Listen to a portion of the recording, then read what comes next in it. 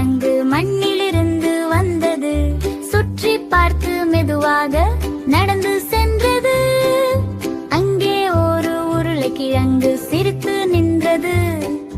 நண்பனாயிருப்பாயா என்று